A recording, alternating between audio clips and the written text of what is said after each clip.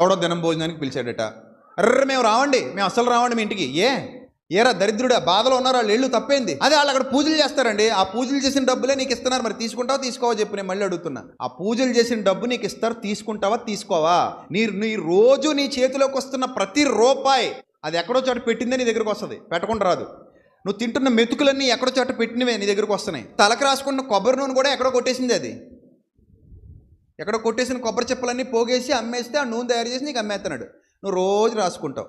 కొంతమంది మింగుతారు కూడా, కొంతమంది పిచ్చికారీలు కూడా చేస్తున్నారు స్వస్థత సాల్లో.